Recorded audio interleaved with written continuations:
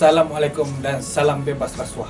Saya Alif Izakur Nazlan bin Bahari mewakili kumpulan pelajar PJJ semester pertama UUM dalam bidang sarjana muda pentadbiran awam Pusat PACE UUM Kuala Lumpur. Kumpulan kami telah diberikan tugasan untuk membuat temu bual seseorang yang boleh memperincikan dan menerangkan berkenaan komunikasi.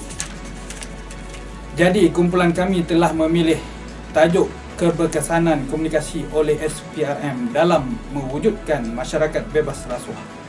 Pada hari ini kami bawakan tetamu jemputan khas iaitu Tuan PKPJ Samsul bin Salim yang bertugas di bahagian komunikasi strategik Ibu Pejabat SPRM Putrajaya. Saya difahamkan Tuan sebelum ini dari bahagian pendidikan masyarakat Ibu Pejabat SPRM Putrajaya dan telah bertukar ke bahagian komunikasi strategi Ibu Pejabat SPRM Putrajaya pada tahun 2020. Pada bulan bila Tuan bertukar ke BKS? Terlebih dahulu terima kasih Alif kerana sudi menempuh saya. Saya sebenarnya bertugas di SPRM ni dah lama, lebih kurang dalam 15 tahun macam tu. So 15 tahun dan selepas saya tamat latihan kursus asas, saya telah bertugas di unit siasatan di BPR di Sarawak selama 3 tahun lebih, 3 tahun setengah, dan kemudian barulah dibawa ke Ibu Pejabat SPRM dan bertugas di bahagian pendidikan masyarakat. Dan mula sebenarnya bertugas di bahagian komunikasi strategik ini pada 1 hari bulan 5 tahun 2020. Oh, baru tahun lepas lah, baru lagi 1 bulan 5. Beberapa bulan. Oh, baru dalam sekitar 7-8 bulan. Okey, soalan pertama Tuan. Ya. Saya nak tanya, bagaimanakah pihak SPRM berkomunikasi dengan masyarakat dalam mewujudkan masyarakat yang bebas rasuah? Soalan yang sangat baik pada saya. Tentunya SPRM memang menggunakan medium komunikasi yang sangat-sangat kata orang itu terkini, selari dengan kemajuan teknologi untuk berkomunikasi dengan masyarakat, terutama sekali dalam menyebar luas mesej anti rasuah. Sebenarnya keberkesanan SPRM ini dia tidak hanya bergantung kepada kejayaan operasi semata-mata. Seperti kata pepatah, mencegah lebih baik daripada mengubati. Jadi aktiviti pencegahan dengan mengamalkan kaedah komunikasi ini adalah penyumbang utama kepada pencapaian usaha membantras rasuah di negara ini. Jadi sangat penting sebenarnya pencegahan dan juga pendidikan ini, di mana pendidikan merupakan salah satu teras dalam aktiviti pencegahan rasuah bagi mendidik dan mendapatkan sokongan masyarakat, seterusnya mendapatkan keyakinan mereka terhadap usaha pencegahan rasuah yang dilaksanakan oleh SPRM. Banyak sebenarnya aktiviti yang telah dilakukan, dan antara bahagian yang aktif berkomunikasi dengan masyarakat dalam mewujudkan masyarakat yang bebas rasuah ni adalah seperti bahagian pendidikan masyarakat yang pernah saya bertugas di sana, ataupun nama pendeknya PEMAS, di mana bahagian ini diwujudkan bagi menjalankan fungsi dan juga peranannya mengikut Seksyen 7F Akta SPRM 2009, iaitu bagi mendidik orang ramai untuk menentang rasuah, dan juga Seksyen 7G iaitu mendapatkan dan memelihara sokongan orang ramai dalam memerangi rasuah. Pada saya bukan mudah untuk mendapatkan sokongan orang ramai inilah. Jadi fokus bahagian ini sangat penting kerana bahagian ini, PEMAS ini, perlu memberi pendidikan yang berterusan kepada keseluruhan struktur masyarakat melalui pelaksanaan program-program pendidikan yang bertujuan untuk meningkatkan keyakinan masyarakat itu terhadap usaha pencegahan rasuah yang dijalankan oleh Suruhanjaya iaitu SPRM ini sendiri. Okey. Apakah langkah-langkah yang telah diambil oleh SPRM bagi memberi kesedaran kepada masyarakat tentang bahayanya rasuah kepada individu, organisasi dan juga negara? Baik, soalan yang saya kira baik juga, di mana SPRM ini dia menggunakan 2 strategi sebenarnya. Pertamanya, strategi pendidikan yang digunakan adalah komunikasi bersemuka. Maksudnya kita berdepan lah di mana penyampaian maklumat secara bersemuka ni dan ataupun interaksi terus ini dalam mendalami masalah setempat dan memperjelaskan isu semasa melalui program-program seperti ceramah, kita ada pameran, ada seminar, bengkel, diskusi meja bulat ataupun adanya program-program seperti Angkatan Mahasiswa Anti Rasuah ataupun AMAR dan juga program bersama masyarakat di mana program yang berimpak besar serta berkapasiti besar ini juga sangat berkesan menggunakan kaedah bersemuka ini seperti Gerah yang kita tahu Gerah, program bersama agensi penguasa, pertandingan debat dan pidato anti rasuah, program Wira anti rasuah dan sebagainya. Selain daripada bersemuka, kita juga menggunakan platform promosi media di mana kita sampaikan maklumat melalui media elektronik, media massa dan juga media sosial. Tujuannya untuk menyebar luar mesej anti rasuah dan antara kempen yang telah kita buat seperti tayangan iklan di televisyen dan juga radio. Kemudian kita ada sesi temu bual dengan pegawai SPRM di televisyen dan radio juga. Kemudian ada mesej yang dipaparkan di skrin LED di persimpangan jalan, penggunaan billboard, mesej anti rasuah di panggung wayang.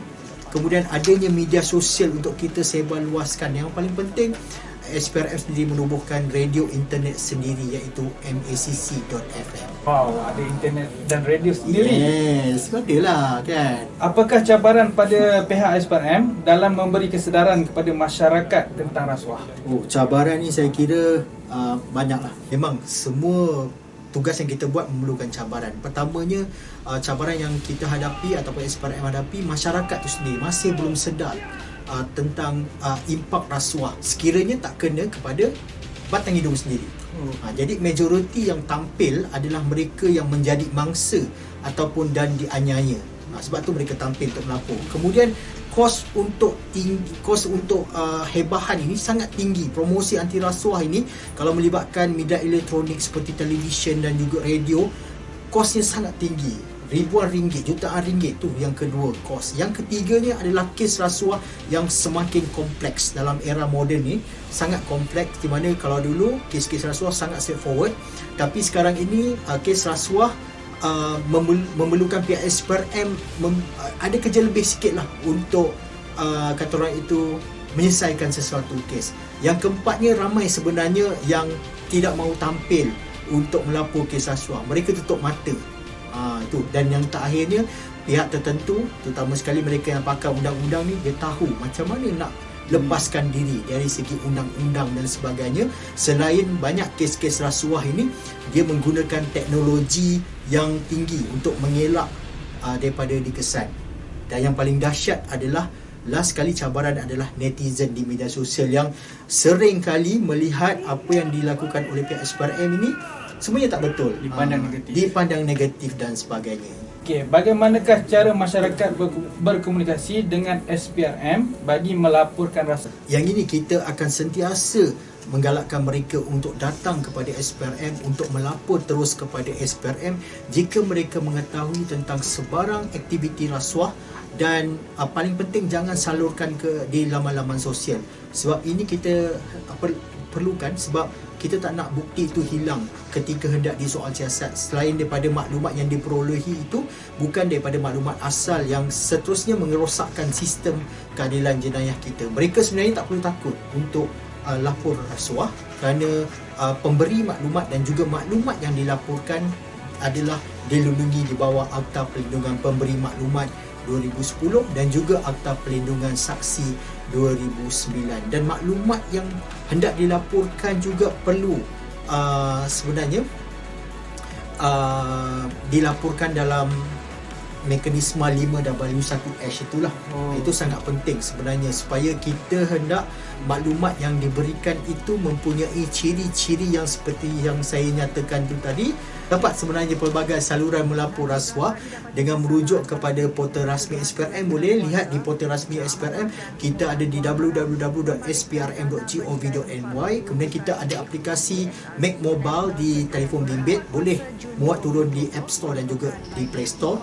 Dan yang paling penting, boleh menggunakan portal aduan rasmi iaitu portal aduan rasuah yang merupakan satu platform bagi orang ramai menyalurkan maklumat berhubung kes rasuah dan salah guna kuasa.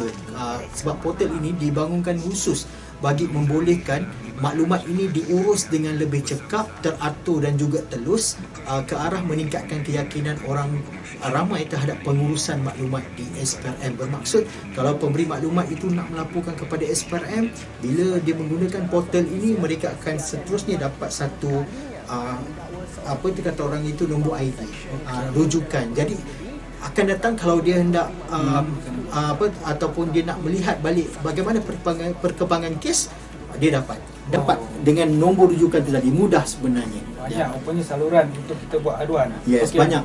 Tuan, berikutnya berikut keadaan semasa pandemik COVID-19, bagaimana pihak SPRM berkomunikasi dengan masyarakat? Alright.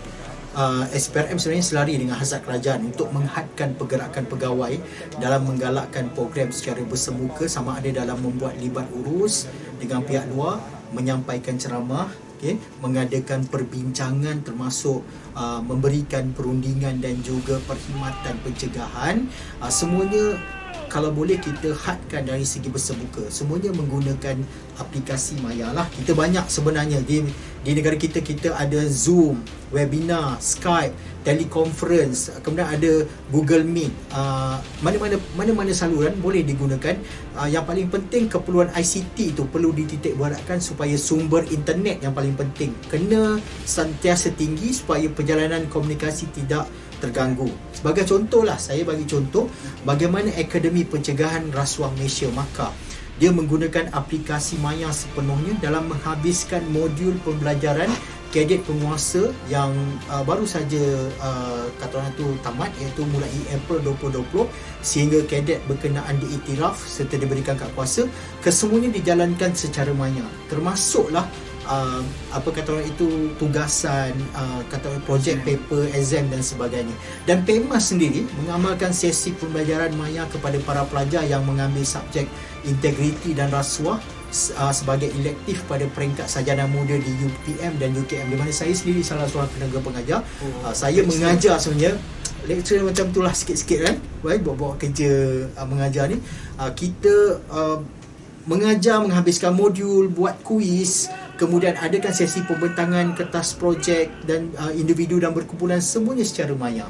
Okey, dan bahagian lain macam bahagian pemeriksaan dan perundingan juga turut mengadakan khidmat nasihat secara Maya untuk menutup ruang dan peluang rasuah, termasuk mengadakan sesi coaching dalam kata orang itu program-program pengurusan risiko rasuah CRM.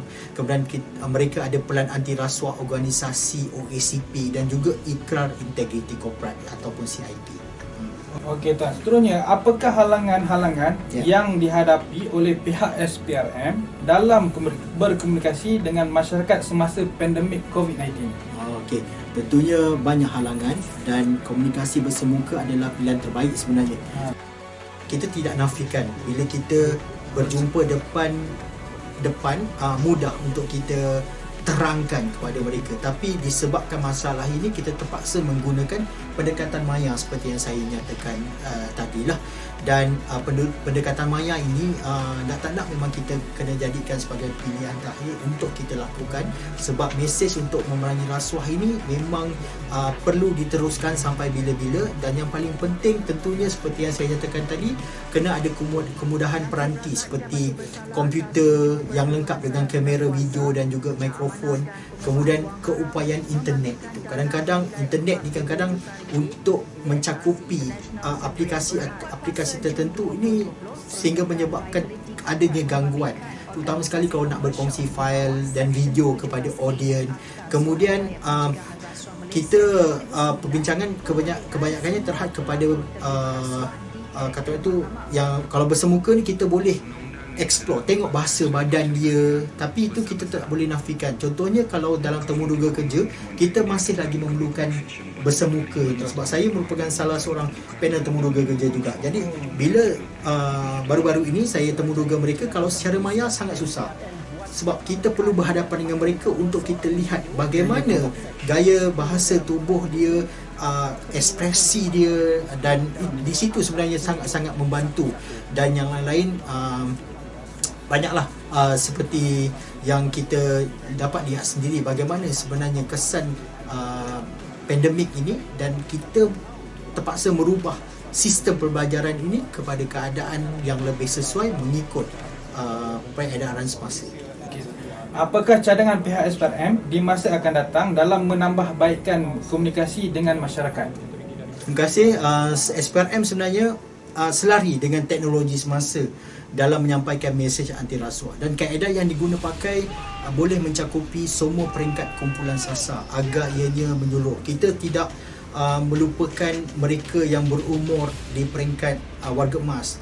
Gitu juga dengan yang muda-muda yang kata orang itu lebih popular dengan gadget dan sebagainya. Kita masih menggunakan media klasik seperti televisyen, radio, surat khabar, tetapi dalam masa yang sama kita juga perlu menghasilkan sesuatu yang sangat kreatif dan berinteraktif seperti permainan game online PUBG. Okay, kita ada juga program. Yes, kita ada buat program-program kata orang tu anti rasuah dengan menggunakan platform PUBG. Kita menggunakan duta ataupun ikon untuk mencari mereka, pengikut-pengikut mereka, supaya mereka ni mempengaruhi mereka ini supaya dapat faham tentang mesej yang hendak dinyatakan. Dan paling penting, konten ataupun isi kandungan media sosial kita itu memang perlulah konten-konten yang terkini supaya dapat menarik perhatian. Okey, kemudian Tuan, untuk ikrar bebas rasuah merupakan satu inisiatif baru yang diperkenalkan SPRM. Bagaimanakah pihak SPRM memastikan pematuhan inisiatif tersebut? Ikrar bebas rasuah ini memang umum tahu. Kita mulakan ikrar bebas rasuah ini pada tahun 2017 dengan memberi penekanan kepada aku janji kepada para pemimpin organisasi dan warganya secara sukarela atas kapasiti sebagai individu untuk memastikan setiap individu yang menandatangani ikrar tersebut akan lebih bertanggungjawab dalam melaksanakan tugas mereka dan sekaligus dapat menjauhkan diri daripada sebarang pelakuan rasuah selama mereka memegang jawatan tersebut di agensi berkenaan lah. Jadi keterbukaan dan sifat kebertanggungjawaban yang dipamerkan oleh para pemimpin dan juga warga kerja berkenaan dalam menandatangani ikrar bebas rasuah ini juga turut membuktikan bahawa usaha membanteras dan memerangi rasuah ini bukanlah diletakkan di atas tanggungjawab eksklusif SPRM semata-mata, tetapi kita nak juga pihak luar memahami spirit ataupun semangat ini dan perlu mereka buat sesuatu untuk membenci rasuah, menyebarluaskan mesej anti rasuah ini kepada persekitaran mereka, terutama sekali semasa berkhidmat di agensi dan juga ahli keluarga apabila mereka pulang ke rumah lah. Dan IBR ini tentunya pegawai SPRM yang mengadakan libat urus dengan unit integriti di mana-mana agensi ataupun jabatan, pertubuhan, pihak-pihak yang berminat dan sebagainya akan mempromosikan semangat IBR ini untuk mereka laksanakan IBR. Dan apabila mereka sudah laksanakan, itulah kata orang itu nampaklah usaha sokongan ke atas SPRM. Itu yang sangat penting sebab kita tak nak IBR ni hanya sekadar lafaz di mulut, dia perlu dizahirkan daripada hati sebab ini antara pelafaz dengan yang di atas. Jadi mereka sepatutnya faham tentang spirit ini dan tentunya sama-sama untuk tidak berkompromi dengan rasuah. Pada pandangan pihak Tuan, adakah SPRM telah mencapai tahap komunikasi yang baik dalam mewujudkan masyarakat bebas rasuah? Alright, kalau nak bercerita tentang komunikasi yang baik, ya, pada pendapat saya memang kita gunakan yang terbaik, tetapi dari semasa ke semasa kita perlu tambah baik supaya ianya selari dengan kehendak masyarakat dan juga era global.